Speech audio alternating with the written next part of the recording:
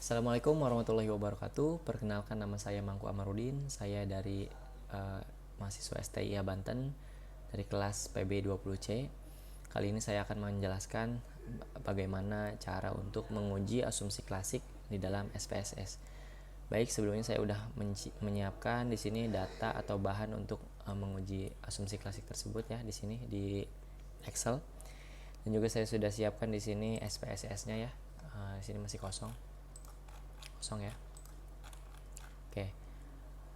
Yang pertama kita di sini lihat dulu untuk menguji asumsi klasik itu ada 3 tahapan ya. Pertama kita harus uji normalitas terlebih dahulu. Setelah itu uji multikolinearitas.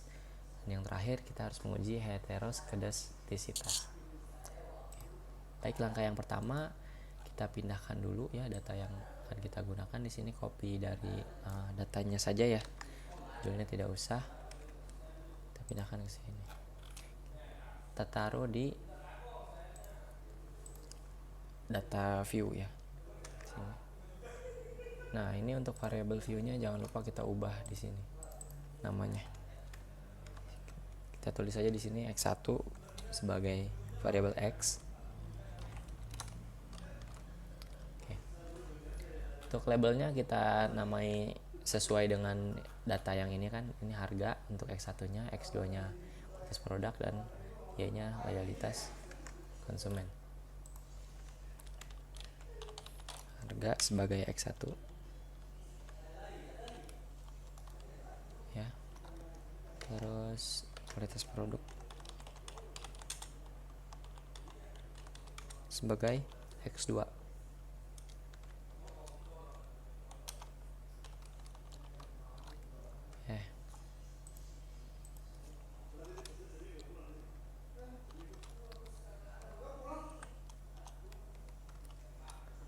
Lalu loyalitas konsumen ya.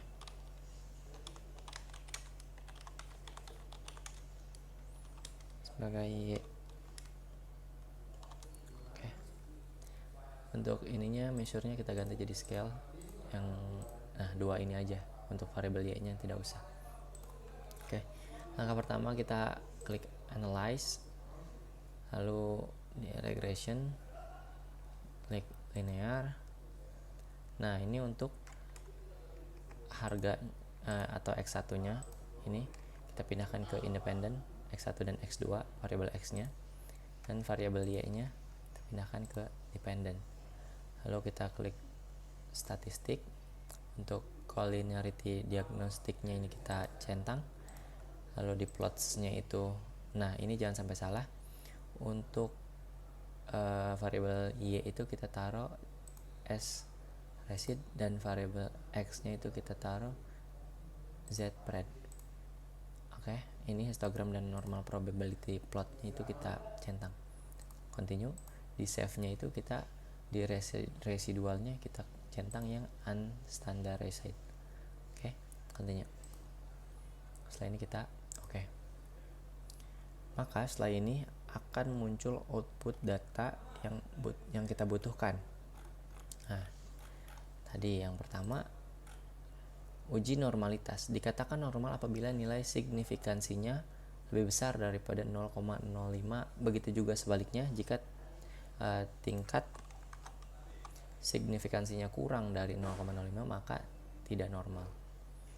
Ya, itu untuk uji normalitas. Nah, di uji normalitas ini ada 3 macam cara yang bisa kita lihat ya. Dengan histogram, p-plot, dan Kolmogorov-Smirnov. Kita lihat dulu yang histogram. Nah, ini dia histogram. Untuk histogram, apabila garis ini membentuk pola seperti gunung, itu bisa dinyatakan normal ya. Lalu kita cek lagi di sini untuk p-plot. Untuk p-plot, nah untuk p-plot ini apabila titik-titik ini itu mengikuti garis diagonal ini ya, itu juga bisa dinyatakan normal. Apabila tersebar kemana-mana itu ya bisa kita pastikan bahwasanya ini tidak normal. yang ketiga itu untuk Kolmogorov-Smirnov. Untuk Kolmogorov-Smirnov itu kita buat dulu ya. Pertama di analyze, setelah itu ke non-parametric test, legacy dialog, terus one sample KS ya. Nah, kita pindahkan ke sebelah kanan yang unstandard residual. Itu kita klik OK. Nah, ini dia one sample Kolmogorov-Smirnov test yang kita butuhkan. Untuk Kolmogorov-Smirnov itu jika tingkat signifikansinya lebih besar daripada 0,05 maka dinyatakan normal. Ini dia untuk signifikansinya di angka 0,133. Artinya ini lebih besar daripada 0,05 maka bisa kita nyatakan ini normal. Tuh. Itu dia untuk uji normalitas. Lalu kita lanjut ke uji multikolinearitas ya. Jika VIF atau variance inflation factor-nya itu di bawah atau kurang dari 10 dan tolerance value-nya lebih besar daripada 0,1, maka tidak terjadi multikolinearitas. Nah, kita lihatnya di mana? Untuk itu, nah ini kita lihat di sini. Di sini kita dapat dari data yang tadi sudah saya siapkan itu untuk nilai VIF-nya itu di angka 1,275. Artinya ini kurang dari 10. Dan toleransinya itu nilainya 0,784. Artinya ini lebih besar daripada 0,1. Maka bisa kita nyatakan ini tidak terjadi multikolinearitas. Lanjut di uji heteroskedastisitas. Jika titik-titik menyebar dan tidak membentuk pola tertentu, maka dapat dinyatakan tidak terjadi heteroskedastisitas. Titik-titik yang mana? Kita lihatnya di sini di scatter plot. Untuk scatter plot ini, nah ini titik-titik yang ini.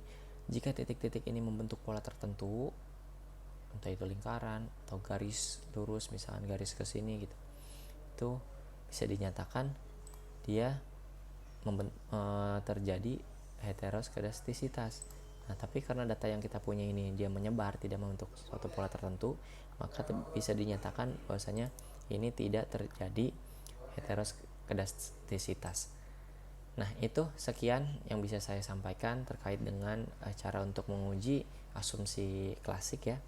Kurang dan lebihnya mohon maaf. Wabillahi taufiq wal hidayah. Wassalamualaikum warahmatullahi wabarakatuh.